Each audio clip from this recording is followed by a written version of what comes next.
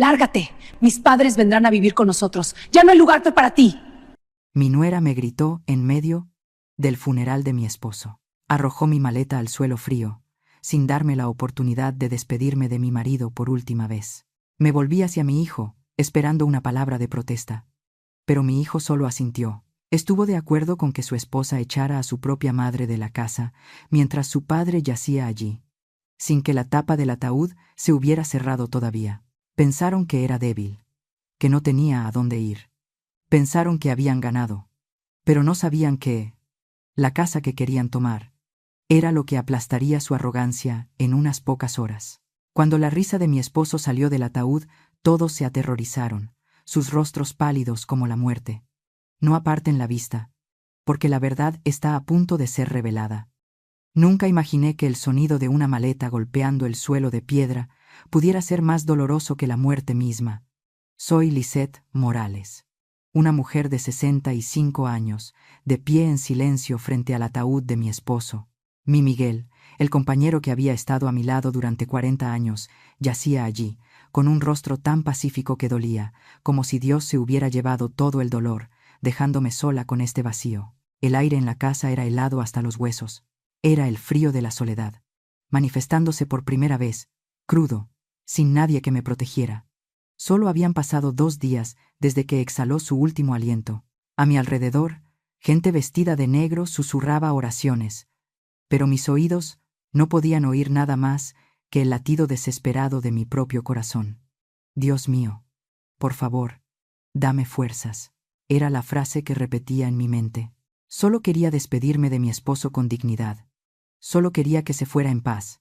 Pero la paz no había sido invitada a este funeral. El sonido chirriante de algo arrastrándose por el suelo rompió la atmósfera sagrada. Todos se dieron la vuelta. Yo también me giré, y mi corazón se hundió. Era mi nuera, Ana.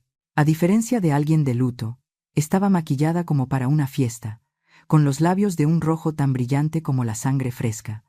Su vestido ajustado y sus tacones altos golpeaban el suelo con un ritmo arrogante. Una mujer a mi lado susurró: «Dios mío, ¿vino a un funeral? ¿O a un desfile de modas?» Pero lo peor de todo, en su mano estaba mi maleta. Ana caminó directamente hacia mí, su mirada recorriéndome de pies a cabeza, llena de desprecio. «¿Qué haces ahí parada?». Se rió con sarcasmo. «Es hora de que te mudes», gritó, para que todo el mundo lo supiera. «Lárgate». Esa frase era como una orden, clara, decisiva, sin una pizca de vergüenza. Me quedé paralizada. Antes de que pudiera reaccionar, Ana me arrojó la maleta con fuerza. ¡Pum! El sonido seco del impacto hizo que el sacerdote dejara de leer sus oraciones. El coro se calló. Todas las miradas se centraron en mí. Bajé la vista hacia la vieja maleta. Un sollozo se escapó de mi pecho. Miré a Ana. Se cruzó de brazos, entrecerró los ojos y dijo con voz indiferente: «Ahí dentro está todo lo que tienes. Tu ropa barata, tus medicinas, lo he metido todo», susurré, con voz temblorosa. «Ana, ¿por qué haces esto? Este es el funeral de tu suegro». Ana se burló. «Cállate. A partir de hoy, ya no tienes lugar en esta casa. Mis padres vendrán a vivir con nosotros». Luego levantó la mano y señaló directamente a la puerta. «Lárgate de aquí». En esa misma dirección, vi a los padres de Ana. El señor Pedro y la señora Lupe. Estaban sentados cómodamente en la primera fila de honor. Recuerdo que cuando el cáncer de Miguel le estaba consumiendo los pulmones, nunca vinieron a visitarlo ni una sola vez. Ahora estaban aquí, como si celebraran. Lupe me saludó con la mano. «Lisette, vete. La casa es de ellos. Has sido una mantenida durante demasiado tiempo». Pedro levantó la barbilla. «Alguien tan inútil como tú debería estar en una residencia de ancianos para que te cuiden». Estaba aturdida. Me costaba respirar. Sentía un nudo en la garganta. La humillación quemaba mi rostro. Podía sentir las miradas de los vecinos, de los parientes lejanos, de los amigos de Miguel. Sentía su lástima clavada en mi espalda como agujas. Estaba siendo desechada como una bolsa de basura en medio del funeral del hombre que construyó esta casa con sus propias manos. Las lágrimas que brotaron de mis ojos, esta vez, no eran de dolor, eran de una vergüenza tan profunda que solo quería desaparecer. Quería que el suelo de mármol se abriera y me tragara junto con mi vieja maleta. Me giré, buscando la mirada de Carlos. Mi hijo, el niño que crié con todo el amor, todo el sudor, todos los sacrificios que mi vida tenía, estaba allí, de pie junto a su esposa. Llevaba el traje negro que yo misma le había planchado la noche anterior. Lo miré directamente a los ojos, con el corazón apretado, suplicando en silencio. Carlos, haz algo. Hijo, ayúdame a levantarme. Diles que paren. Esta es la casa de tu madre. Un suspiro escapó de sus labios. Se humedeció los labios, y luego bajó la cabeza. No dijo una palabra en mi defensa. Ana se rió a carcajadas. ¿Lo ves? Ni siquiera tú. Hijo, te quiere ya. Una mujer detrás de mí susurró. ¿Cómo pueden hacer esto en medio de un funeral? Pero nadie se acercó. Solo estaba yo, de pie, con la maleta que contenía toda mi vida. Querían echarme a la calle justo delante del ataúd de mi esposo. Pero quizá no sabían que la casa que querían apoderarse era precisamente la que aplastaría su arrogancia en pocas horas. Finalmente, Carlos se movió. Pero no para extenderme la mano, no para abrazarme, no para decirle a su esposa que respetara a la madre que le dio la vida. Lo vi asentir. Fue un asentimiento leve, seco y cobarde. Un simple gesto que partió mi alma en dos más rápido que cualquier hacha. Mamá, dijo con una voz que intentaba ser firme, pero que en el fondo temblaba de debilidad. Ana tiene razón. Sentí que no podía respirar. Mi propio hijo. Mi sangre. El niño al que le había vendado las rodillas raspadas, el niño al que le había preparado el desayuno cada mañana antes de ir a la escuela, me estaba traicionando frente al ataúd de su padre. Ya eres vieja, continuó, evitando mi mirada. Se ajustó el nudo de la corbata. Una corbata de seda italiana que sabía que costaba más que mis 3 meses de pensión. Esta casa es demasiado grande para ti sola. Necesita mantenimiento. Necesita gente joven. Soy el único hijo. Papá seguramente querría que yo me hiciera cargo del patrimonio. El patrimonio. Así llamaba ahora a nuestro hogar. No lo llamaba casa. No lo llamaba hogar. Lo llamaba patrimonio, como si fuera una cifra en una cuenta bancaria, y no el lugar donde aprendió a caminar. La residencia que encontramos es muy buena, añadió, tratando de sonar generoso. ¿Tiene un jardín? ¿Y enfermeras? Estarás mejor allí que aquí estorbando, mientras reformamos la casa. La palabra quedó suspendida en el aire sofocante de la iglesia. Quería gritarle, quería recordarle todas las veces que vendí mis joyas, las que heredé de mi abuela, para pagar sus deudas de juego y los coches que destrozó. Quería recordarle cómo oculté sus errores a su padre para que no lo castigara. Había criado a un monstruo, y ahora ese monstruo me estaba devorando. Pero antes de que pudiera responder, una sombra pesada se cernió sobre mí. Eran los padres de Ana. El señor Pedro y la señora Lupe se habían adelantado. Caminaban con una arrogancia que ofendía hasta a Dios. El señor Pedro masticaba chicle ruidosamente, mirando las columnas de la iglesia como si estuviera calculando su valor. La señora Lupe, con un vestido de flores demasiado llamativo para un funeral, se dirigió directamente a la primera fila. Ese era mi sitio. Era el sitio reservado para la viuda, pero la señora Lupe no se detuvo. Al acercarse al banco, vio mi bolso negro, el pequeño monedero donde guardaba mi rosario y los pañuelos para secar mis lágrimas. Lo había dejado allí para guardar mi sitio mientras me despedía de Miguel. Con un gesto de absoluto desprecio, la señora Lupe extendió su mano regordeta y empujó mi bolso. Lo vi caer al suelo, rodando hasta quedar bajo los pies sucios del señor Pedro. «Con permiso», dijo la señora Lupe, aunque no pidió permiso. Se dejó caer en el banco, ocupando todo el espacio, y se alisó el vestido con aire de satisfacción. «Este sitio es para la familia», dijo, mirándome por encima del hombro. «Y como vamos a ser los nuevos dueños de la casa, nos merecemos este lugar de honor. Tú ya te vas, ¿no? Mejor que vayas a buscar tus cosas antes de que te deje el coche de la residencia». Miré a Carlos, esperando que al menos esto le molestara. Esperando que le dijera a su suegra que no tratara así a su madre en el funeral de su padre. Pero Carlos solo se encogió de hombros y se sentó junto a la señora Lupe. El señor Pedro se inclinó hacia su hija y sin bajar la voz en absoluto, señaló el altar. «Oye, hija, la madera de este ataúd parece buena», dijo el descarado anciano. Deberíamos ver si los muebles de la casa son de la misma calidad. Porque si son demasiado viejos, mejor tirarlos todos. Quiero un bar grande en el salón. Nada de santos ni de muertos. Hay que modernizar. Sí, papá, respondió Ana con una sonrisa que no pudo ocultar. Vamos a tirar esa pared de la cocina. Huele a grasa vieja y a medicinas. Lo pondremos todo de mármol. Y la habitación de la vieja será tu despacho. Estaban repartiéndose mi vida como si yo ya estuviera muerta.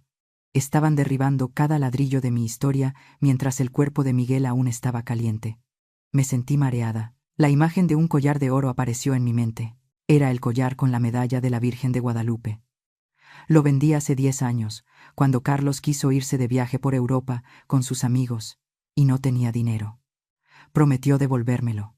Nunca lo hizo. Vendí mi pasado para comprarle un futuro, y ahora él estaba vendiendo mi presente para comprar la aprobación de esta gente vulgar. La traición sabe amarga, como la hiel en la garganta.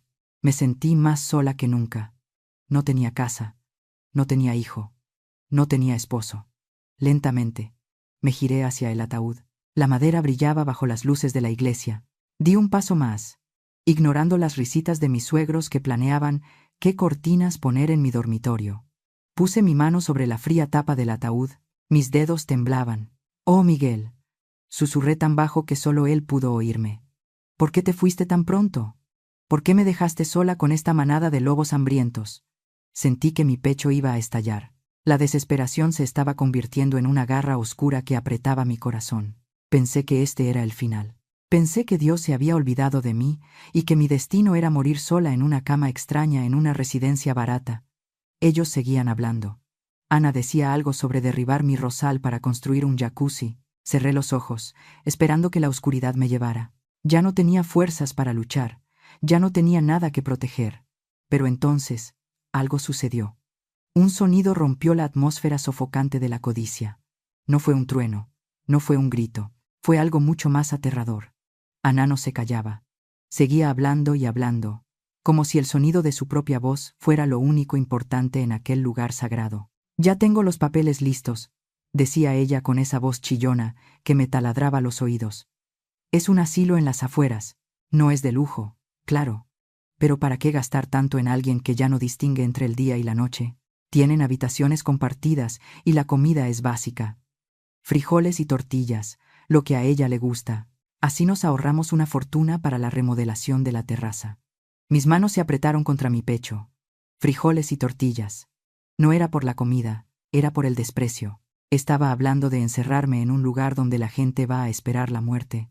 Un lugar barato y triste, mientras ella planeaba gastar el dinero de mi esposo en lujos innecesarios. Carlos solo asentía, revisando su reloj, probablemente ansioso por irse a celebrar su nueva herencia. Fue justo en ese momento. Ana abrió la boca para decir algo más sobre lo mucho que estorbaban mis muebles viejos, pero las palabras nunca salieron de su garganta. Algo las detuvo. Un sonido emergió de los grandes altavoces colgados en las columnas de piedra de la iglesia. No fue un ruido fuerte ni estridente. Fue algo mucho más sutil y por eso mismo mucho más aterrador. Fue una risa seca, corta y cargada de ironía. El sonido resonó con una claridad espeluznante, rebotando en la cúpula y cayendo sobre nosotros como una lluvia helada. El silencio que siguió fue absoluto. Ana se quedó con la boca abierta, congelada en medio de su gesto de arrogancia. Sus padres, que segundos antes se reían en la primera fila, se giraron bruscamente, buscando el origen del sonido con los ojos desorbitados. Yo conocía esa risa. La reconocería en cualquier parte, en esta vida o en la otra. Era la risa de Miguel. Era esa risa particular que él soltaba cuando alguien intentaba venderle algo falso o cuando descubría una mentira piadosa. No era una risa de alegría. Era una risa de juicio. Carlos se puso pálido como un papel. Sus manos empezaron a temblar tanto que tuvo que soltarse las rodillas para no hacer ruido. Miró el ataúd de su padre con un terror primitivo, como si esperara que la tapa de madera se levantara en ese preciso instante. ¿Escucharon eso?, susurró alguien en las filas de atrás. Es el difunto. ¿Es un milagro o una maldición? El pánico empezó a extenderse como pólvora. La gente se persignaba. Algunas ancianas empezaron a rezar el Ave María en voz baja, aterrorizadas. Ana retrocedió un paso, tropezando con sus propios tacones, alejándose del ataúd como si éste quemara. «¡Es un truco!», gritó ella con voz temblorosa, tratando de recuperar su compostura, aunque el miedo en sus ojos la delataba. «Alguien está jugando una broma de mal gusto». «No es ningún truco, Ana». La voz vino desde el púlpito, firme y grave. Todos giramos la cabeza. Allí estaba Roberto, el licenciado Roberto, el mejor amigo de Miguel desde la infancia y el abogado de la familia durante más de 40 años. Roberto no llevaba sotana, pero en ese momento parecía un juez supremo. Tenía el rostro serio, sin una pizca de esa amabilidad que solía mostrar en las fiestas. En su mano derecha sostenía un pequeño control remoto negro y en la izquierda, el micrófono. Caminó lentamente bajando los escalones del altar, acercándose a nosotros. Sus pasos eran pesados y deliberados. Se detuvo justo frente a Carlos y Ana, mirándolos con una mezcla de lástima y severidad. «Miguel siempre fue un hombre previsor», dijo Roberto, y su voz amplificada llenó la iglesia. «Ustedes pensaron que él estaba ciego en sus últimos meses. Pensaron que el cáncer le había comido el cerebro además de los pulmones. Pensaron que, como estaba en cama, no se daba cuenta de lo que pasaba en su propia casa». Carlos tragó saliva ruidosamente. «Roberto, ¿qué es esto?», balbuceó mi hijo. «Papá ya murió. Déjalo descansar». «Tu padre descansará cuando se diga la verdad, Carlos», respondió Roberto, cortante. «Esa risa que acaban de escuchar no es un fantasma. Es una grabación. Pero el terror que veo en sus caras, ese sí es muy real». Roberto levantó el control remoto y apuntó hacia la enorme pantalla blanca que se había colocado detrás del altar, originalmente pensada para mostrar fotos familiares y recuerdos bonitos durante el servicio. «Miguel quiso hablar con ustedes una última vez», continuó el abogado, clavando sus ojos en los de Ana. «Quería estar presente en su propio funeral. Y, sobre todo, quería decirles por qué se estaba riendo». «¿Riéndose?», preguntó Ana, con un hilo de voz. «Sí», respondió Roberto con una frialdad que me dio escalofríos. «¿Ustedes creen que han ganado? ¿Creen que ya tienen las llaves del reino?». Pero Miguel se estaba riendo de su estupidez. Se reía porque sabía algo que ustedes ignoran. Se reía porque sabía que la codicia los haría caer en su propia trampa. Mi corazón latía desbocado. Yo no entendía nada. ¿Qué sabía Miguel? ¿Qué había planeado mi esposo en sus últimas noches de insomnio y dolor? Miré el ataúd, y por primera vez en días, sentí una pequeña chispa de calor en el pecho. No estaba sola. Miguel, de alguna manera, seguía aquí, cuidándome. El abogado hizo una pausa y miró a la congregación. «Amigos, familia», dijo Roberto, cambiando su tono a uno más solemne. «Lo que van a ver a continuación no es fácil, pero la verdad, aunque duela, siempre sale a la luz».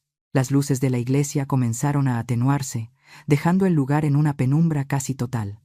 Solo la luz de las velas iluminaba el rostro aterrorizado de mi hijo y mi nuera. Antes de que la pantalla se encienda, quiero preguntarles algo a todos ustedes que me escuchan. Queridos amigos, ¿ustedes creen que los que se van siguen cuidándonos desde el más allá? ¿Creen que hay una justicia divina, que todo lo ve y que pone a cada uno en su lugar? Si ustedes creen en la ley de la causa y el efecto, si creen que el cielo tiene ojos y que nadie se va de este mundo debiendo nada, por favor, denle un me gusta a esta historia ahora mismo y escriban la palabra karma en los comentarios. Necesito saber que hay gente buena que me apoya, porque lo que viene ahora es el inicio de la justicia para esta madre que ha sufrido tanto. El proyector zumbó al encenderse. Un haz de luz blanca atravesó la oscuridad y golpeó la pantalla gigante. La imagen parpadeó un par de veces y luego se estabilizó. Y allí estaba él. La imagen en la pantalla era nítida, cruelmente clara. Era Miguel, sentado en su sillón de cuero favorito, ese que tenía en el estudio y que nadie más tenía permiso de usar. Llevaba puesta su bata azul, esa que yo le regalé en su último cumpleaños. Se veía delgado, con la piel pegada a los huesos por culpa de la enfermedad. Y tenía esas ojeras oscuras que le dejaban las noches de insomnio. Pero sus ojos, Dios mío, sus ojos estaban vivos. Brillaban con una intensidad que hacía meses que no veía. No había dolor en su mirada, había fuego, había una determinación fría, calculadora, la misma mirada que ponía cuando negociaba un contrato importante en sus buenos tiempos. «Hola familia», dijo Miguel desde la pantalla. Su voz retumbó en la iglesia, llenando cada rincón, haciendo que las velas temblaran. Si están viendo esto, es que ya me fui. Ya dejé de ser una carga, ¿verdad, Carlos? ¿Verdad, Ana? Seguramente ahora mismo están ahí sentados, con sus trajes negros de diseñador, llorando lágrimas de cocodrilo. O quizás ya se secaron las lágrimas y están midiendo las paredes para ver dónde van a colgar sus cuadros modernos. Yo me llevé las manos a la boca para ahogar un sollozo. Verlo hablar así, tan lleno de rabia contenida, me partía el alma. Pero no podía dejar de mirar. Carlos y Ana, continuó mi esposo, inclinándose hacia la cámara. Ustedes pensaron que yo estaba dopado todo el tiempo. Pensaron que la morfina me tenía en las nubes. Pero se les olvidó un pequeño detalle. Yo fui contador antes de ser empresario. Y los números nunca mienten. Las personas mienten, los hijos mienten, pero las cifras siempre dicen la verdad. La imagen de Miguel se hizo pequeña y se movió a una esquina de la pantalla. En el centro apareció un documento escaneado. Era un estado de cuenta bancario. Las letras eran rojas y negras, grandes y legibles. Vamos a revisar la contabilidad final, dijo Miguel con voz de acero. Ítem 1. 12 de octubre. Carlos, viniste llorando a mi cama. Me dijiste que necesitabas un cheque urgente. Me dijiste que habías encontrado un tratamiento experimental en una clínica de Houston que podría salvarme la vida, o al menos quitarme el dolor. Me dijiste que el seguro no lo cubría. Yo te firmé el cheque con la mano temblorosa, pensando que mi hijo quería salvarme. La pantalla hizo un acercamiento al documento. Las fechas y los montos se resaltaron en amarillo brillante. Fecha: 12 de octubre. Concepto: Clínica de Oncología, Houston. Monto: 0 pesos. Un silencio sepulcral cayó sobre la iglesia. Nadie se atrevía a respirar. Concepto real del gasto, leyó Miguel. Y en la pantalla apareció el desglose de la tarjeta de crédito de Carlos. Tienda Louis Vuitton, París, $5,000. Agencia de viajes Eurotour. Boletos para el señor Pedro y la señora Lupe, $3,000. Restaurante Le Jules Verne. Torre Eiffel, $1,500. Sentí que el suelo se abría bajo mis pies. El mundo me daba vueltas. Yo recordaba ese mes de octubre. Lo recordaba perfectamente, porque fue el mes en que Miguel gritó de dolor durante 3 noches seguidas. Se retorcía en la cama, sudando frío, suplicando que hiciera algo para que parara. Carlos me había dicho que el dinero no había llegado a tiempo, que la clínica había rechazado el pago, que teníamos que esperar. Me dijo que no había medicina. Pero sí había dinero, solo que no era para su padre. Era para que su esposa tuviera un bolso nuevo y para que sus suegros se fueran a pasear a Europa. Me giré lentamente hacia los padres de Ana. La señora Lupe ya no tenía esa sonrisa arrogante en la cara. Estaba pálida, aferrada a su bolso, mirando al suelo como si buscara una grieta donde esconderse. Pedro se aflojaba el cuello de la camisa, sudando a chorros. Un murmullo de indignación comenzó a crecer entre los bancos. Los vecinos, los amigos, la gente que conocía a Miguel de toda la vida, empezaron a señalar. Escuché la palabra sinvergüenza susurrada con asco. «Ustedes no me robaron dinero», dijo Miguel desde la pantalla, y su voz se quebró por primera vez. No de tristeza, sino de furia. «Ustedes me robaron mi alivio, me dejaron sufrir como un animal herido para poder presumir fotos en París. Eso, hijo mío, no es una deuda financiera, eso es una deuda de sangre». Carlos estaba petrificado. No podía negar la evidencia. Los números estaban ahí, gigantes, iluminando la iglesia como un anuncio de neón de su propia maldad. Ana intentó decir algo, intentó negar con la cabeza, pero la prueba era irrefutable. Yo sentí que algo se rompía dentro de mí. Esa capa de sumisión, de paciencia infinita que había llevado puesta durante años como una segunda piel, se rasgó de arriba abajo. No solo me habían quitado mi casa, no solo me habían faltado al respeto, habían torturado a mi esposo, lo habían dejado sufrir por pura vanidad. Me dolía el pecho, pero ya no era dolor de víctima, era el dolor del despertar. Mis lágrimas se secaron de golpe. Miré a mi hijo y ya no vi al niño que yo había criado. Vi a un extraño. Vi a un ladrón que había cambiado la paz de su padre por un viaje de placer para sus suegros. Pero el video no terminó ahí. «El dinero se puede recuperar», dijo Miguel, recuperando la compostura. «El dinero es papel sucio. Yo podría perdonarles que se gastaran mi fortuna. Podría perdonarles que me dejaran sin medicinas. Porque al final, el dolor me hizo más fuerte. Pero hay cosas que no se tocan. Hay líneas sagradas que no se cruzan. La imagen del estado de cuenta desapareció. Miguel volvió a llenar la pantalla, pero ahora su rostro estaba muy cerca de la cámara. Sus ojos estaban llenos de una tristeza infinita. El dinero perdido es un pecado terrenal, continuó. Pero lo que hicieron con mi alma, lo que hicieron con nuestra fe, y con la memoria de nuestros antepasados, eso los convierte en algo peor que ladrones. Eso los convierte en demonios. Miguel señaló fuera de cámara. Miren lo que hicieron con el altar, dijo. Y entonces, la imagen cambió de nuevo. Ya no era Miguel en su estudio. Era una grabación borrosa, tomada desde un ángulo bajo, como si la cámara estuviera escondida en una estantería. Reconocí el lugar inmediatamente. Era nuestra sala. Era el rincón sagrado de la casa. La imagen en la pantalla cambió. Ahora se veía el pasillo de nuestra casa, justo enfrente de la mesita donde guardábamos las medicinas de Miguel. La fecha en la esquina inferior del video marcaba apenas 2 semanas atrás. Ahí estaba Ana. Miraba a ambos lados del pasillo, asegurándose de que nadie la viera. En sus manos tenía los frascos de las pastillas para el dolor, esas medicinas fuertes y caras que el doctor nos había recetado para que Miguel pudiera dormir sin gritar. Vi cómo destapaba los frascos con prisa. Vi cómo vaciaba las cápsulas reales en una bolsa de plástico que guardó en su bolsillo.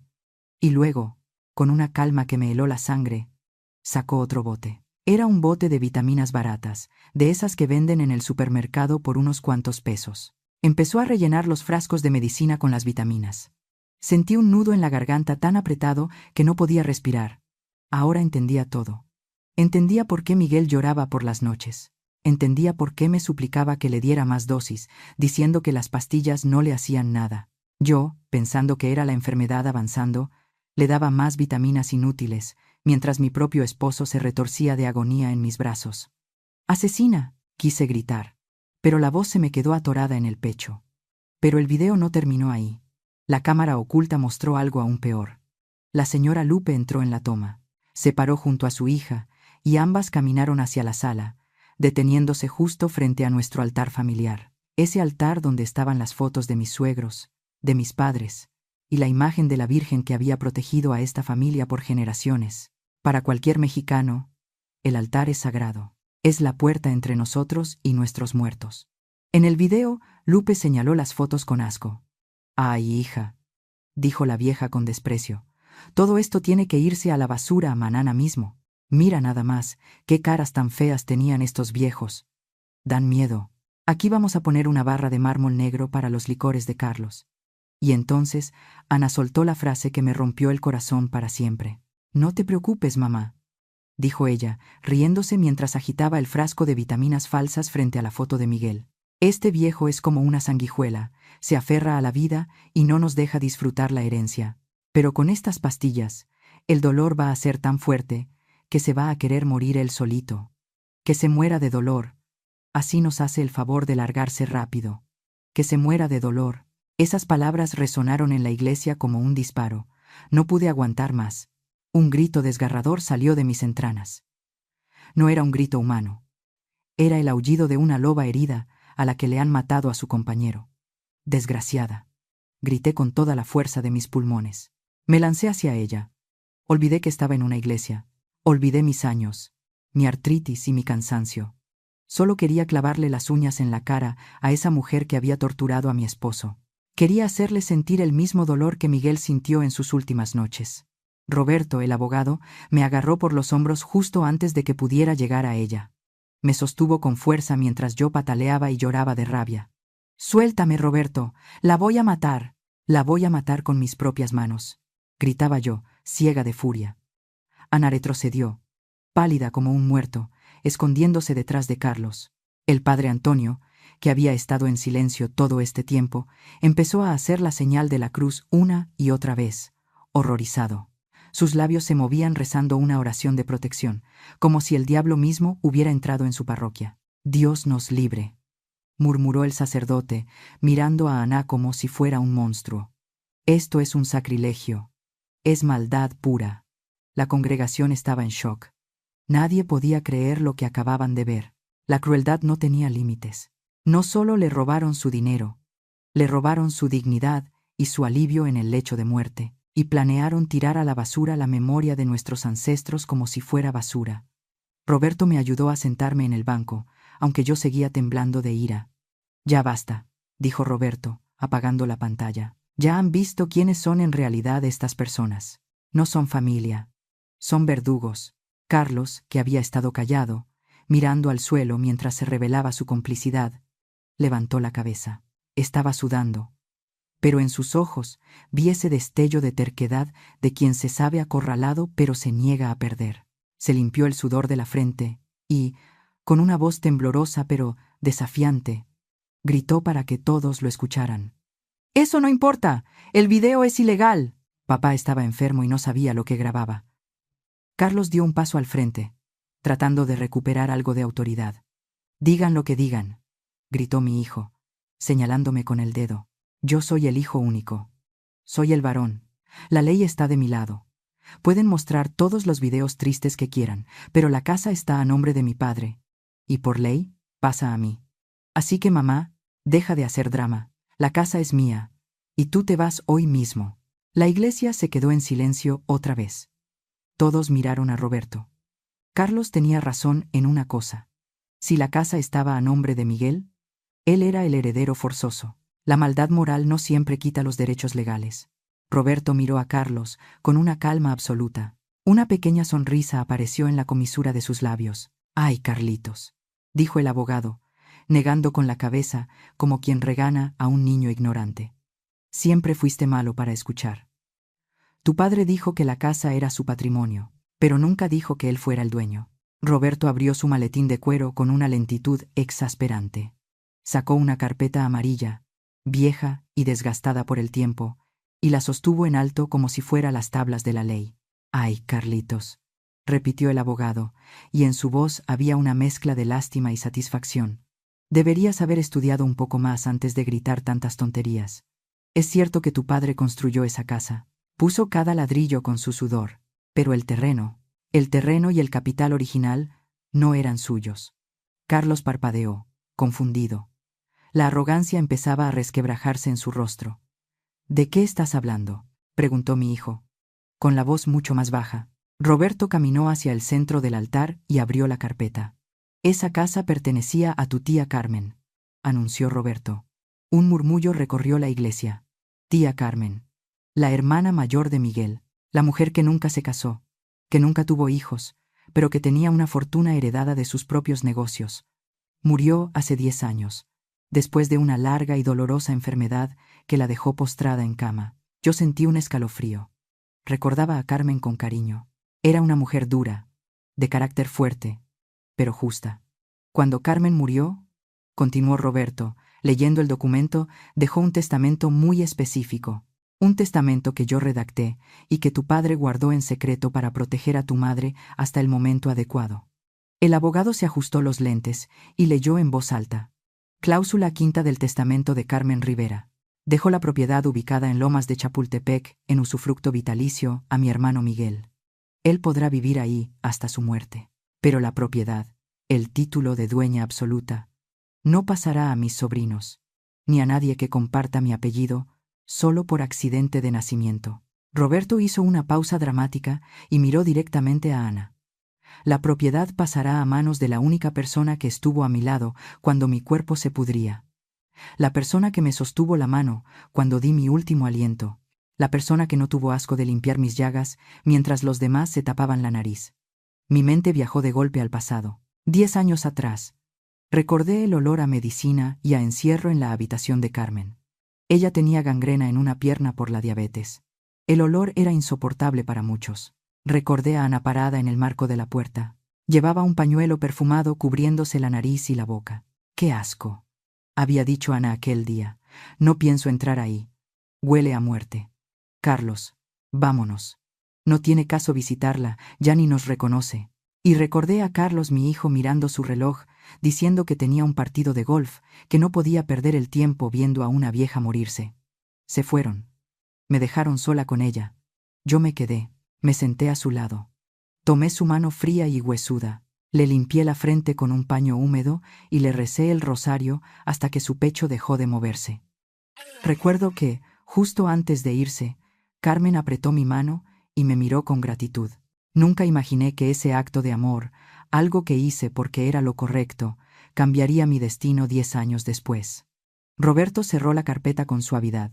Por lo tanto, declaró el abogado con voz potente, certifico que la única dueña, la propietaria universal de la mansión, de los terrenos y de todo lo que hay dentro, es la señora Lisette. Lisette. Mi nombre resonó en la iglesia como una campana de libertad. No hubo gritos esta vez. Solo un silencio pesado, denso, el silencio de la verdad cayendo por su propio peso.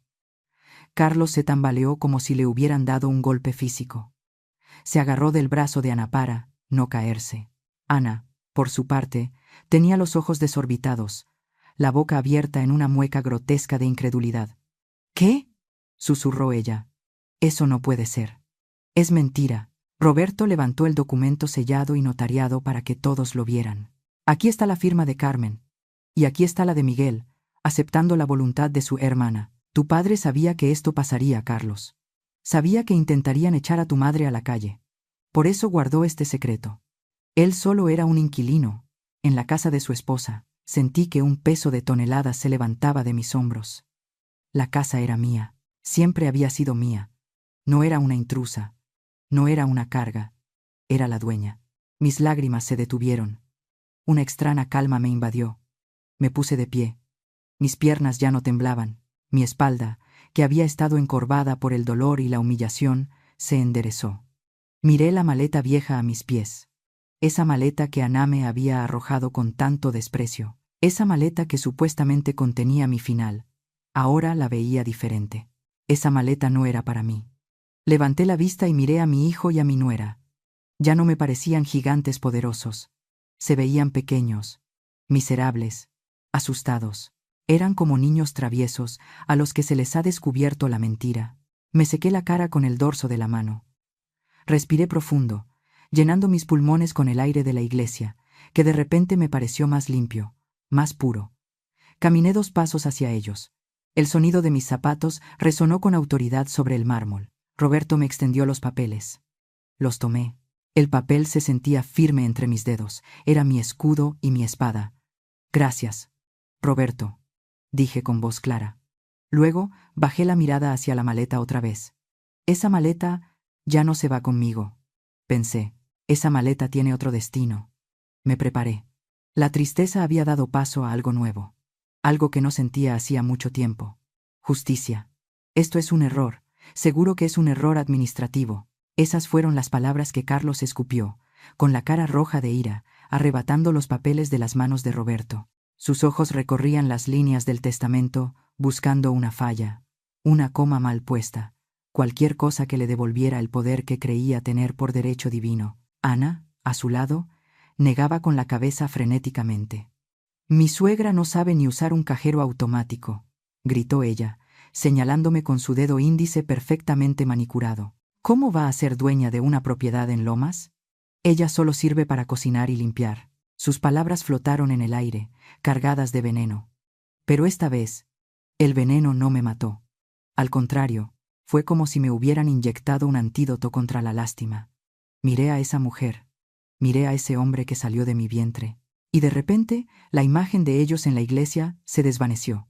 Mi mente, traicionera pero sabia, me arrastró 2 años atrás, a una noche que yo había intentado borrar de mi memoria, pero que ahora volvía con una claridad dolorosa. Fue en nuestro 30º aniversario de bodas.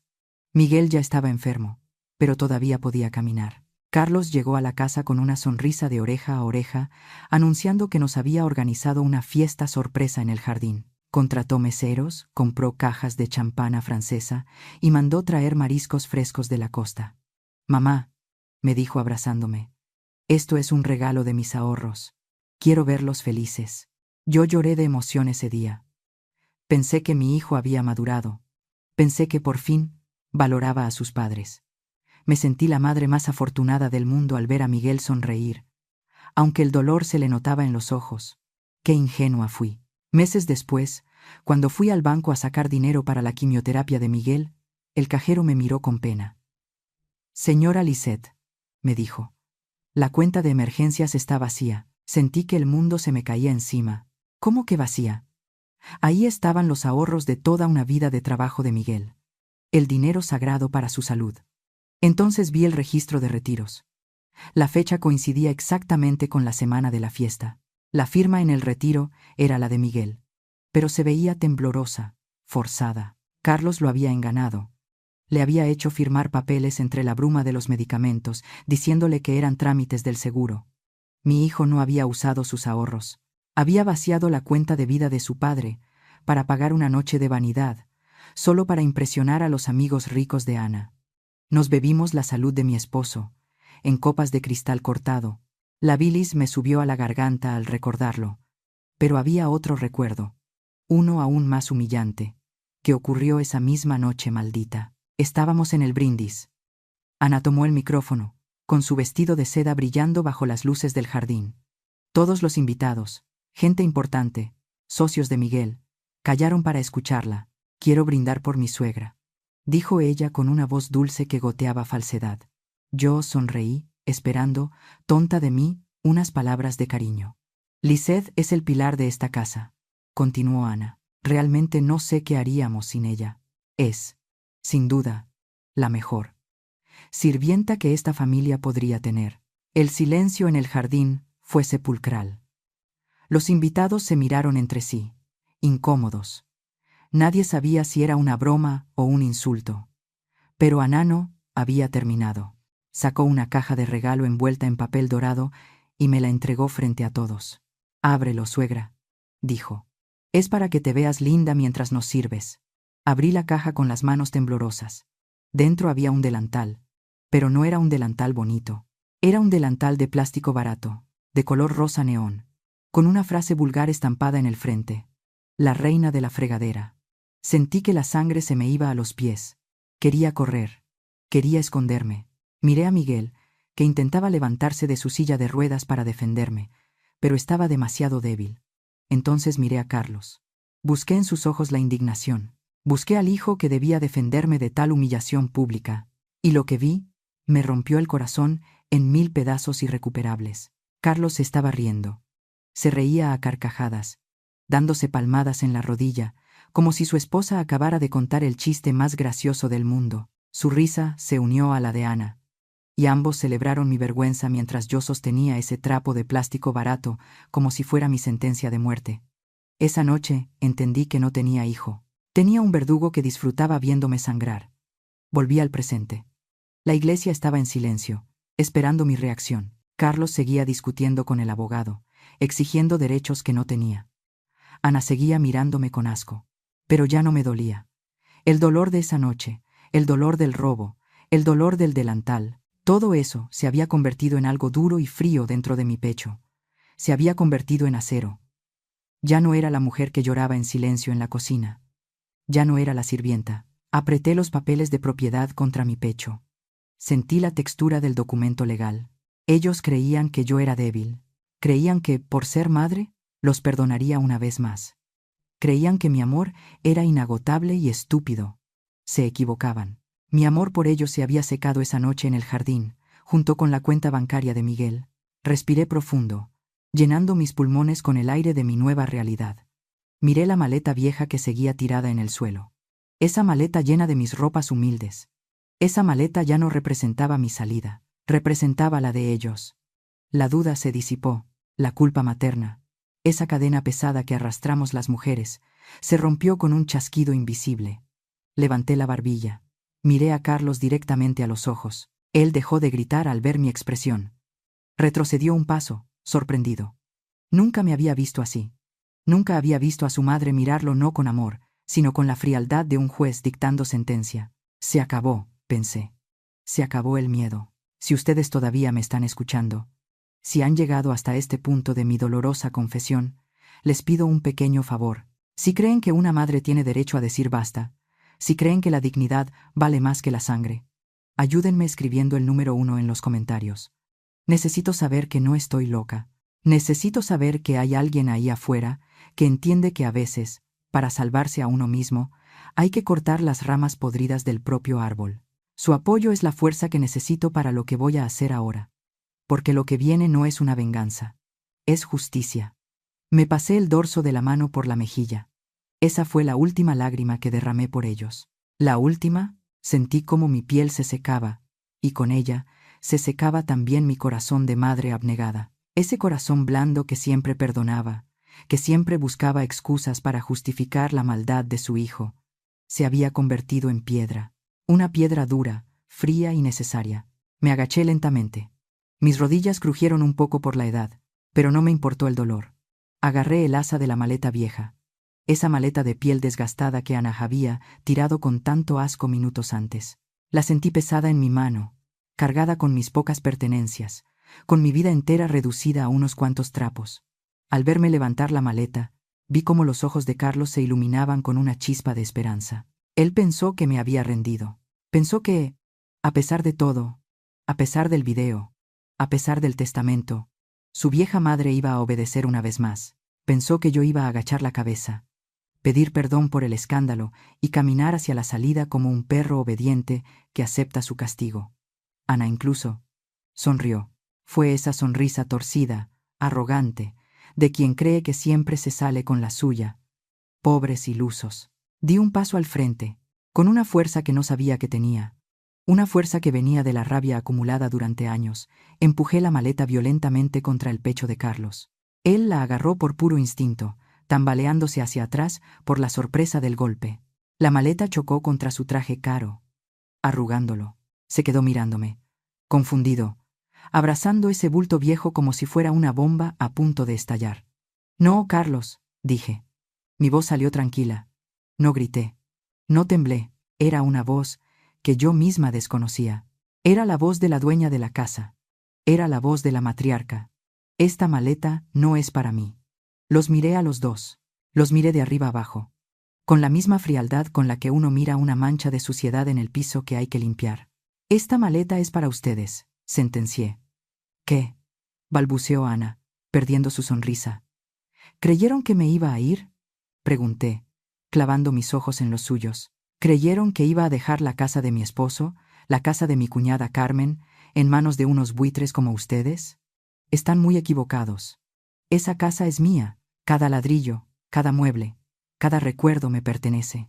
Y en mi casa ya no hay lugar para traidores. Tampoco hay lugar para asesinos que roban medicinas a los moribundos». Levanté mi muñeca izquierda y miré mi reloj. Era un reloj sencillo, barato. Nada que ver con el Rolex de oro que Carlos llevaba en la muñeca, comprado seguramente con el dinero robado de la quimioterapia de su padre. «Tienen 30 minutos», anuncié con calma absoluta. Carlos abrió la boca para protestar. Su cara pasó del blanco al rojo en un segundo. «Mamá, no puedes hablar en serio», empezó a decir, usando ese tono condescendiente que siempre usaba conmigo. «No tenemos a dónde ir. La casa está llena con nuestras cosas. Acabamos de mudar los muebles de mis suegros». Ana intentó intervenir, lista para armar uno de sus escándalos habituales, lista para gritar y hacerse la víctima. Pero yo levanté la mano, con la palma abierta frente a su cara, y la callé con un solo gesto. «Ni una palabra más, Ana. Se acabó el tiempo de hablar. 30 minutos», repetí, marcando cada sílaba. «El tiempo corre desde ahora. Tienen media hora exacta para ir a la mansión, recoger sus ropas de marca, sus joyas falsas y sus egos inflados». Señalé hacia el banco de la primera fila, donde los padres de Ana seguían sentados, paralizados como estatuas de sal. «Y llévense también a esos parásitos que trajeron con ustedes. Quiero que todos estén fuera de mi propiedad. No quiero ver ni una sola caja, ni una sola maleta de esa gente en mi sala». Ana jadeó, indignada. «No puedes echarnos así. Mis padres son ancianos. Es inhumano». «¿Inhumano?», solté una risa corta y sin alegría. «Inhumano es dejar a un hombre morir de dolor para irse de viaje a París. Inhumano es tirar a una viuda a la calle en medio del funeral de su esposo.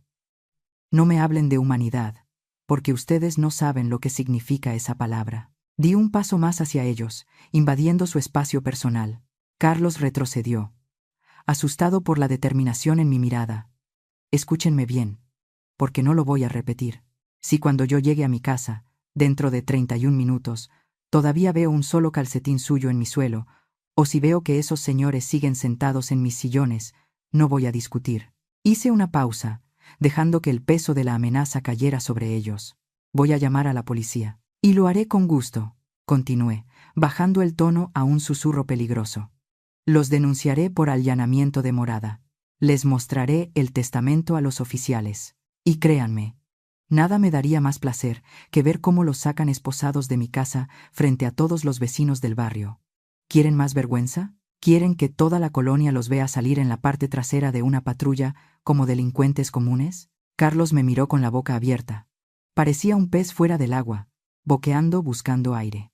Por primera vez en su vida, se dio cuenta de que su madre no era su tapete. Su madre era un muro de concreto contra el que acababa de estrellarse. El miedo real apareció en sus ojos.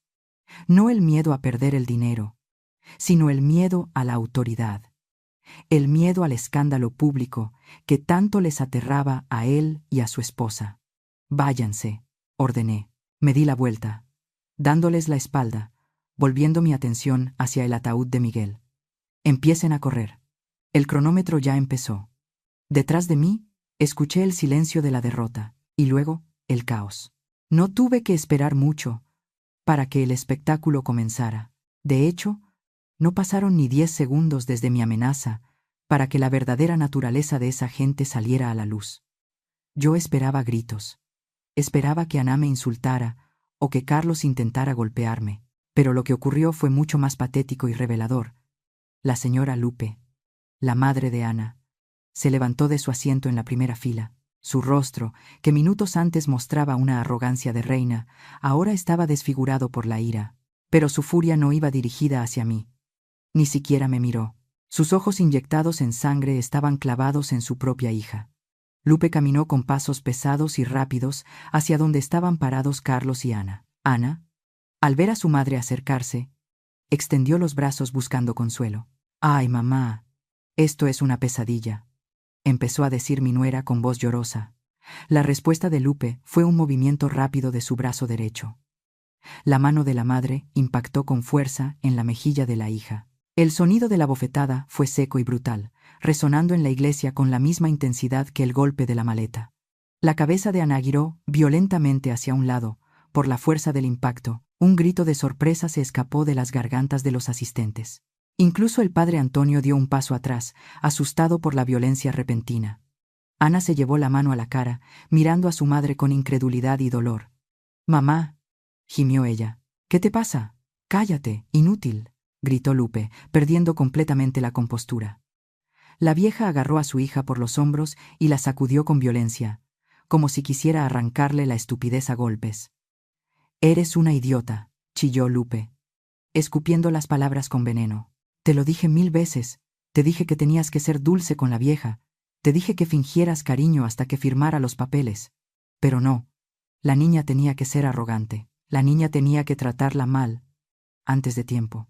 Lupe soltó a su hija con asco, como si tocarla le quemara las manos. «Mira lo que has hecho», continuó gritando la madre, señalando las cajas de mudanza que habían traído. «Perdimos la mina de oro por tu culpa. Esa casa iba a ser nuestra jubilación. ¿Y ahora qué? ¿Ahora dónde vamos a vivir? ¿En la calle?». Ana lloraba abiertamente, no por el dolor del golpe, sino por la humillación pública. Su propia madre la estaba culpando por no haber sido una mejor estafadora. El señor Pedro, el padre, no se quedó atrás en el drama. Se levantó del banco, rojo de coraje, y empezó a patear una de las cajas de cartón que habían traído con tanta ilusión. «Maldita sea mi suerte», vociferó Pedro, ignorando que estaba frente al altar de Dios. «Yo ya había cancelado el contrato de arrendamiento de nuestro departamento. Ya no tenemos dónde caer muertos esta noche. Y todo porque tú, Carlos, eres un pelele que no sabe controlar a su madre». Pedro se giró hacia mi hijo, apuntándolo con un dedo acusador. «Tú nos prometiste esa casa», le gritó a Carlos. «Nos dijiste que la vieja era tonta y que firmaría lo que fuera. Eres un fracasado, un inútil que no sirve ni para heredar». Carlos estaba paralizado. Miraba de un lado a otro, viendo cómo sus suegros, esa gente a la que él había tratado de impresionar, gastándose el dinero de la quimioterapia de su padre, ahora lo trataban como basura. Es increíble lo rápido que se cae la máscara cuando se acaba el dinero. Pedro agarró a Lupe del brazo y empezó a arrastrarla hacia la salida. Vámonos de aquí, mujer, dijo él. No pienso quedarme ni un minuto más con estos perdedores. Espera, gritó Lupe, zafándose del agarre de su marido. ¡Mis maletas! La pareja empezó a recoger sus cosas con una prisa torpe y ridícula. Se empujaban entre ellos, tirando cosas al suelo en su desesperación por huir. Parecían ratas abandonando un barco que se hunde. Ya no había dignidad, ni elegancia, ni aires de grandeza. Solo había miedo y codicia frustrada. Y entonces llegó el momento que coronó la ridiculez de la escena. Pedro agarró 2 maletas y empezó a caminar hacia la puerta, dejando a Lupe con las cajas más pesadas.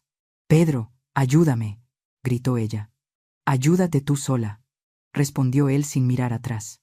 «Y apúrate, que el taxi nos va a cobrar espera». Lupe corrió tras él, arrastrando una caja que se rompió por el camino, dejando caer algunas prendas de ropa barata que ni se molestó en recoger. «Tú pagas el taxi», le gritó Lupe a su marido mientras salían al atrio. «Yo pagué la mudanza de venida, tú pagas el regreso al motel». «Yo no tengo efectivo», se oyó gritar a Pedro desde la puerta. «Pídele a tu yerno, que para eso nos metió en este lío». Pero Carlos no tenía dinero. Y ellos lo sabían. Así que ni siquiera se detuvieron a mirarlo. Salieron de la iglesia discutiendo a gritos sobre quién iba a pagar los 50 pesos del pasaje, insultándose mutuamente con las peores palabras que uno puede imaginar. La puerta de la iglesia se cerró tras ellos con un golpe seco, cortando sus voces chillonas. El silencio volvió a la nave central. Pero ya no era un silencio tenso. Era un silencio diferente. Se escucharon algunas risas nerviosas entre la congregación. La gente no podía evitarlo. La escena había sido tan grotesca, tan absurda, que parecía sacada de una telenovela barata. Yo me quedé parada allí, observando la puerta cerrada. Sentí una extraña sensación de ligereza en el estómago. No sentía pena por ellos, ni una pizca. Esos eran los padres de Ana. Esos eran los modelos a seguir de mi nuera. Gente que no dudó en abandonar a su propia hija en el momento en que se convirtió en una carga financiera. Gente que se peleaba por el dinero del taxi mientras el cadáver de su consuegro seguía presente. Buitres, pensé. Eran buitres que, al no encontrar carroña, empezaron a picotearse entre ellos. Giré la cabeza lentamente y miré lo que quedaba en el centro de la iglesia. Ya no había suegros. Ya no había cajas de mudanza bloqueando el pasillo. Solo quedaban 2 figuras solitarias. Carlos y Ana estaban parados en medio de la nada. Él con su traje arrugado por el golpe de mi maleta. Ella con la mejilla roja por la bofetada de su madre y el maquillaje corrido por las lágrimas. Estaban solos. Completamente solos. Sin el apoyo de los suegros. Sin la casa. Sin el dinero y sin dignidad. Los miré una última vez, antes de darme la vuelta para salir. No dije nada. No hacía falta. La vida, con su cruel sentido del humor, ya les había dado la primera lección. Mi reloj seguía corriendo. Les quedaban 25 minutos. Y yo tenía que llegar a casa para cambiar la cerradura. Era ya tarde cuando escuché los golpes en la puerta principal. El sol se había ocultado, llevándose con él el calor del día y dejando un aire fresco que entraba por las ventanas abiertas de mi casa. Mi casa. Roberto, el abogado, se había ido hacía una hora, después de ayudarme a supervisar al cerrajero. Las cerraduras eran nuevas. Las llaves pesaban en mi bolsillo, frías y seguras. Caminé despacio hacia la entrada. No tenía prisa. Sabía quién estaba del otro lado. Podía sentir su desesperación filtrándose a través de la madera maciza. Abrí la puerta. Ahí estaba Carlos. Estaba solo. Ana no estaba a su lado. Seguramente, al ver que no había mansión ni herencia, ella había corrido a refugiarse en algún hotel barato o con alguna amiga, dejándolo a él a su suerte. Siempre supe que el amor de esa mujer duraba lo que duraba el saldo de la tarjeta de crédito. Carlos se veía terrible. Su traje negro, ese que costaba miles de pesos, estaba sucio y arrugado. Tenía los ojos hinchados y rojos, el cabello despeinado. Parecía un niño perdido, un niño que se ha caído de la bicicleta y busca a su mamá para que le cure las heridas. Al verme, se dejó caer de rodillas en el piso de entrada. «Mamá», gimió con la voz rota. «Perdóname, por favor, perdóname». Se arrastró un poco hacia mí, intentando agarrar el borde de mi falda, como hacía cuando tenía 5 años y rompía un jarrón. Mamá, soy tu hijo. Soy tu Carlitos. No me dejes en la calle. No tengo a dónde ir. Ana se fue. Se llevó lo poco que tenía en la cartera. Estoy solo. Lo miré desde arriba. Observé la coronilla de su cabeza, donde el pelo empezaba a ronezar. Observé sus manos. Esas manos suaves que nunca habían trabajado un día en su vida, esas manos que habían firmado cheques robados y documentos falsos. Sentí una punzada en el pecho. Era el instinto. Era esa voz antigua y biológica que me gritaba que me agachara, que lo abrazara, que le dijera que todo iba a estar bien, que pasara a la casa y que yo le prepararía una sopa caliente. Durante 35 años, esa voz había gobernado mi vida. Esa voz me había hecho perdonarle sus robos, sus mentiras, sus olvidos. Pero hoy, esa voz sonaba lejana, sonaba como un eco en una habitación vacía. Miré a Carlos y esperé sentir lástima, esperé sentir amor. Pero no sentí nada, solo vi a un hombre de 35 años arrodillado, llorando porque le habían quitado su juguete. No lloraba porque extrañara a su padre. No lloraba porque me hubiera lastimado. Lloraba porque tenía hambre y frío. Y yo era su única fuente de calor. Su arrepentimiento no era real. Era supervivencia. No llores, dije. Mi voz sonó tranquila, casi ajena. Levántate. No ensucies el piso. Carlos levantó la cabeza, con un brillo de esperanza en los ojos. Pensó que mi tono suave era señal de rendición. Se puso de pie torpemente, limpiándose las lágrimas con la manga del saco. Gracias, mamá, balbuceó, intentando sonreír. Sabía que no me harías esto. Sabía que en el fondo me quieres. Entraré y podemos hablar. Mañana mismo busco trabajo, te lo juro, pero déjame dormir en mi cuarto hoy. Dio un paso hacia el interior de la casa. Yo no me moví, me quedé parada en el umbral, bloqueando el paso con mi cuerpo. No me has entendido, Carlos, dije suavemente. Metí la mano en mi bolso, ese bolso viejo que Lupe había tirado al suelo en la iglesia. Mis dedos buscaron en el fondo hasta encontrar lo que buscaba. Saqué un puñado de monedas. Eran pesos. Monedas de 10, de 5, de 2. El cambio que me había sobrado de la compra del pan de ayer. Tomé la mano de Carlos, que estaba extendida esperando una caricia, y deposité las monedas en su palma abierta. El metal tintineó suavemente al caer en su piel. Carlos miró las monedas, confundido. Luego me miró a mí. ¿Qué es esto?, preguntó. Es para el camión, respondí. El silencio que siguió fue pesado. Carlos miraba el dinero como si fuera basura. Mamá, no entiendo. No soy tan cruel como tú, Carlos. Continué, mirándolo fijamente a los ojos. No te voy a dejar sin nada. Ahí tienes para el pasaje. Úsalo para ir al centro. Compra un periódico. Busca en los clasificados. Hay mucha gente buscando albañiles o lavaplatos. Es trabajo honrado. Te hará bien ensuciarte las manos por primera vez en tu vida. El rostro de Carlos se descompuso. La ira empezó a reemplazar a la tristeza fingida. Soy tu hijo, gritó. No puedes tratarme como a un mendigo. Tengo derechos. Perdiste tus derechos cuando le robaste la medicina a tu padre, le contesté sin levantar la voz.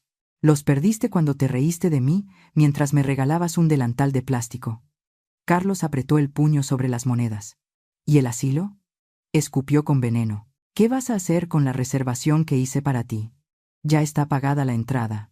Ah, eso, dije, permitiéndome una pequeña sonrisa triste. No te preocupes por eso. Conserva la reservación. No la canceles. ¿Por qué?, preguntó él, desconcertado. Porque al paso que vas, hijo mío, tú la vas a necesitar mucho antes que yo. Guárdala. Es lo único que te queda de herencia. Carlos abrió la boca para insultarme, para gritar, para soltar todo el odio que llevaba dentro, pero yo ya no tenía tiempo para su odio. Retrocedí un paso hacia el interior de mi casa. Desde hoy, dije, poniendo mi mano en la perilla de la puerta, yo no tengo ningún hijo llamado Carlos. Ese niño murió hace mucho tiempo. Tú eres solo un extraño que tocó a mi puerta. Y yo no dejo entrar a extraños. Adiós. Empujé la puerta de madera pesada. Carlos intentó avanzar, pero el cerrojo hizo clic antes de que pudiera tocar la madera. Escuché sus gritos amortiguados desde el otro lado. Escuché cómo golpeaba la puerta con los puños. Escuché cómo maldecía mi nombre y el de su padre, pero yo ya no sentía dolor. Me recargué un momento contra la puerta cerrada, cerré los ojos y respiré profundo. El aire de la casa olía a limpio, olía a cera de muebles y a flores frescas. Ya no había parásitos, ya no había mentiras. Abrí los ojos y miré el pasillo vacío y silencioso. Estaba sola, y por primera vez en años, la soledad no me dio miedo, me dio paz. La casa se quedó en un silencio profundo, pero esta vez no era un silencio vacío.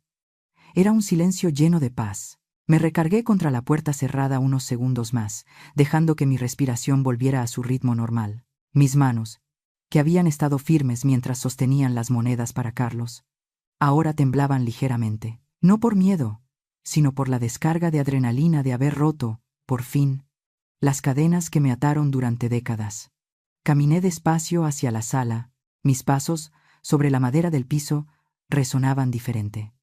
Antes, caminaba con cuidado, como pidiendo permiso en mi propio hogar, siempre temerosa de molestar a Miguel en sus días malos o de ensuciar lo que la señora Lupe criticaba. Hoy, mis pasos eran los de la dueña. Me detuve en el pasillo principal. Allí, ocupando el lugar de honor en la pared, colgaba un enorme retrato de la boda de Carlos y Ana. Estaba enmarcado en oro falso, ostentoso y vulgar. En la foto, ambos sonreían con esas sonrisas de revista, perfectas y vacías. Recuerdo que Ana me obligó a quitar un cuadro de paisajes que Miguel amaba para poner esa foto gigante de ellos mismos. Lo miré una última vez. Ya no me provocaba tristeza. Solo me parecía un objeto extraño, algo que no pertenecía a mi vida. Levanté las manos y descolgué el cuadro. Pesaba, pero no tanto como la decepción que me habían causado. Caminé hacia el cuarto de los tiliches y lo guardé en una caja de cartón vieja. No lo rompí. No lo tiré a la basura. Simplemente lo guardé. Ya no merecían estar en mi pared, pero tampoco iba a dejar que el odio me hiciera destruir recuerdos. El olvido es un castigo más elegante que la destrucción. Regresé al pasillo con 2 cuadros más pequeños que había rescatado del fondo de mi armario. El primero era una fotografía en blanco y negro de la tía Carmen. Tenía esa expresión seria, casi severa, pero yo sabía que detrás de esa mirada había un corazón de oro. Colgué su foto justo donde había estado la de los novios. Gracias, Carmen, susurré, acariciando el marco de madera sencilla. Gracias por ver en mí lo que ni yo misma veía. Gracias por darme este techo y esta espada para defenderme. El segundo cuadro era uno mío. Era una foto pequeña, de cuando tenía 20 años, antes de casarme, antes de ser madre, antes de las arrugas y los sacrificios. En esa foto, yo tenía el pelo suelto y una mirada llena de sueños. La colgué junto a Carmen. Me quedé mirando a esa muchacha de la foto. Hola, Lisette, le dije. Perdón por haberte olvidado tanto tiempo. Bienvenida a casa. Seguí mi camino hacia el pequeño altar que tenía en la esquina de la sala. Encendí una veladora nueva para Miguel. La llama bailó suavemente, iluminando su rostro en la fotografía. Ya no sentía rencor por lo del dinero. Él también había sido una víctima. Descansa, viejo, murmuré. Ya todo está en orden. Ya limpié la casa. Ya saqué la basura. Puedes irte tranquilo. El aroma a cera y a flores frescas me envolvió, dándome una sensación de abrigo. Luego me dirigí a la cocina. Allí estaba María. María había sido nuestra empleada doméstica durante 15 años. Había visto todo. Había escuchado los gritos de Ana. Había visto los desprecios de Carlos y había llorado conmigo en silencio muchas veces mientras picábamos cebolla. Al verme entrar, María saltó de la silla donde estaba sentada. Se alisó el delantal nerviosamente y bajó la cabeza. «Señora Lisette», dijo con voz tímida, «¿quiere que le prepare la cena? ¿O prefiere que me vaya a mi cuarto para no molestar?» La miré con ternura. María, con sus manos curtidas por el trabajo y su lealtad inquebrantable. Ella era más familia que los que llevaban mi sangre. «No, María», le dije suavemente. Fui a la alacena y saqué 2 tazas de cerámica. Las bonitas, las que Ana decía que eran demasiado finas para el uso diario. Puse agua a calentar. María me miraba con los ojos muy abiertos, sin entender qué estaba pasando. «Siéntate, María», le pedí, señalando la silla de la mesa del antecomedor. «Pero señora, yo». «Siéntate», insistí, pero con una sonrisa. «Hoy no vas a servirme. Hoy vamos a tomar el té juntas». María dudó un segundo, pero al ver la sinceridad en mi rostro, Se sentó lentamente en la orilla de la silla. Serví el té de manzanilla humeante. El vapor subía en espirales, llevando consigo el aroma dulce y reconfortante. Me senté frente a ella. Por primera vez en 15 años, no había una barrera invisible entre nosotras. No había patrona y empleada. Había dos mujeres sobrevivientes. Dos mujeres que sabían lo que era trabajar duro y ser invisibles para el mundo. Tomé un sorbo de té y sentí cómo el calor bajaba por mi garganta, descongelando los últimos rincones fríos de mi alma. María, dije, rompiendo el silencio. Mañana vamos a hacer cambios. ¿Sí, señora?, preguntó ella, preocupada. Sí, quiero que saques todas las cortinas pesadas de la sala. Quiero que entre la luz. Y quiero que plantes más rosas en el jardín, donde Ana quería poner el jacuzzi. María sonrió. Una sonrisa amplia y genuina que le iluminó la cara. Y otra cosa, añadí, tomando su mano sobre la mesa. Ya no quiero que me digas señora con tanto miedo. Aquí vivimos nosotras. Y nosotras nos cuidamos. Esa noche, mientras bebíamos el té y hablábamos de las flores y del clima, sentí algo que no había sentido desde que era esa muchacha de 20 años en la foto.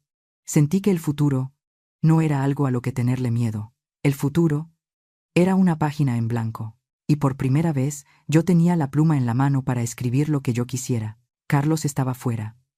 Ana y sus padres estaban fuera. El dolor se estaba yendo. Me fui a dormir temprano esa noche. Me acosté en mi cama. Esa cama grande que ahora sentía inmensa sin Miguel, pero que también sentía propia. No lloré. No me preocupé por dónde dormiría mi hijo. Sabía que la vida le enseñaría las lecciones que yo no pude enseñarle. Cerré los ojos y, por primera vez en años, dormí de un tirón, arrullada por el silencio bendito de mi libertad. Han pasado 6 meses desde aquella tarde en que cerré la puerta y me quedé sola. Si entran hoy a mi casa, ya no huele a soledad. Tampoco huele a medicina ni a tristeza. Hoy, mi casa huele a frijoles de olla, a arroz con leche y a tortillas recién hechas. Donde antes había silencio, ahora hay ruido. Pero es un ruido bonito. Es el sonido de los cubiertos chocando contra los platos, de las sillas arrastrándose y sobre todo de las risas. Muchas risas. Convertí la planta baja de la mansión en algo útil. Quité los muebles de lujo que tanto le importaban a Ana, esos que nadie podía tocar, y puse mesas largas y resistentes. Ahora, este lugar tiene un nombre. He colgado un letrero de madera en la entrada, pintado a mano, que dice: Comedor Tía Carmen. Todos los días, a la 1 de la tarde, abro las puertas. Vienen los ancianos del barrio que viven solos. Vienen aquellos que, como yo, fueron olvidados por sus familias o que simplemente necesitan un plato de comida caliente y una buena conversación. María sigue conmigo, por supuesto. Ya no es mi empleada. Es mi socia. Ella dirige la cocina como una generala, asegurándose de que nadie se quede con hambre. Verla mandar y sonreír me llena el alma. A veces, mientras sirvo la sopa, pienso en Carlos. Me han llegado noticias de él. Dicen que consiguió trabajo en un taller mecánico al otro lado de la ciudad. Dicen que tiene las manos llenas de grasa y que vive en un cuarto pequeño. No he ido a buscarlo. No le he llamado. Sé que puede sonar duro. Sé que habrá madres que me juzguen y digan que cómo puedo comer tranquila sabiendo que mi hijo vive así. Pero les diré algo que he aprendido con lágrimas de sangre. Amar a un hijo no es cargarlo en la espalda toda la vida. Amar es enseñarle a caminar, aunque se caiga. Si yo hubiera seguido dándole todo a Carlos, si hubiera seguido cubriendo sus errores con mi dinero y mi silencio, él nunca se habría convertido en un hombre. Habría seguido siendo un parásito eterno. Ahora, por primera vez, él se está ganando su pan. Y eso, aunque él no lo sepa todavía, es el regalo más grande que le he dado. A todas las madres que me escuchan, mírenme a los ojos. No cometan mi error. No confundan el amor con la sumisión. Y sobre todo, nunca, jamás, entreguen las llaves de su vida antes de tiempo. Y a los hijos, a los hombres que creen que el mundo les debe algo, escuchen bien: un hombre que no protege a su madre, que permite que su esposa o cualquier persona la humille, no es un hombre. Es un niño asustado disfrazado de adulto. El respeto empieza en casa. Si no cuidas la raíz del árbol que te dio la vida, no esperes que tus propias ramas crezcan fuertes. Te secarás por dentro, igual que le pasó a mi hijo. Miro a mi alrededor y veo las paredes de esta casa. Ana y sus padres solo veían ladrillos. Solo veían metros cuadrados y ubicación exclusiva. Veían el precio, pero no veían el valor. Esa fue su perdición. Una casa son solo 4 paredes y un techo. Cualquiera puede comprar una casa si tiene dinero. Pero un hogar se construye con lealtad, con memoria y con amor. Ellos querían los ladrillos, pero como estaban vacíos por dentro, se quedaron sin hogar. El karma no es un castigo divino que cae del cielo con rayos y truenos. El karma es algo mucho más sencillo y cotidiano. Es la consecuencia de nuestras acciones diarias. Es la cosecha de lo que sembramos. Yo sembré paciencia, cuidé a mi esposo y honré a mi cuñada Carmen. Y hoy cosecho paz. Ellos sembraron codicia y desprecio. Y hoy cosechan soledad. Lisette, ven a ver esto. Es la voz de María llamándome desde la cocina. Me dice que el pastel de elote ya salió del horno y que don José, el vecino de la esquina que toca la guitarra, acaba de llegar para cantarnos unas canciones. Sonrío. Me aliso el delantal, pero no es ese delantal de plástico horrible que me regaló mi nuera. Es un delantal de tela suave, bordado con flores de colores, que me regaló una de las señoras que viene a comer aquí. Tengo prisa, tengo bocas que alimentar y amigos que saludar. Miro por última vez la foto de Miguel y de Carmen en la pared. Siento que me guiñan un ojo. Ya no soy la viuda triste. Ya no soy la suegra estorbo. Soy Lisette. Soy la dueña de mi destino. Y por fin, después de tantos años de oscuridad, mi vida está llena de luz. Gracias por escucharme. Gracias por acompañarme en este camino. Ahora, si me disculpan, mis invitados me esperan. La sopa está servida. Y ahora díganme, familia, ¿qué opinan de la decisión final de doña Lisette? ¿Creen que fue demasiado dura al cerrar esa puerta? ¿O sienten que Carlos tuvo exactamente lo que se merecía? Si estuvieran en sus zapatos, con el corazón roto por la traición de su propia sangre, ¿habrían hecho algo diferente? Por favor, compártanme sus pensamientos aquí abajo en los comentarios. De verdad me tomo el tiempo de leer cada palabra que escriben, porque lo que ustedes sienten también es parte de esta historia. Si este relato les movió algo por dentro, si les hizo reflexionar sobre el valor de la lealtad y la dignidad, no se vayan sin regalarme un me gusta. Compartan este video con sus seres queridos. Y suscríbanse al canal para que no se pierdan los próximos relatos. Nos escuchamos en la siguiente historia. Esto es Historias del Suspiro, donde usamos las palabras para acompañarlos a través de los años, ayudándoles a encontrar esa paz y esa fuerza que todos llevamos en el alma. Hasta la próxima.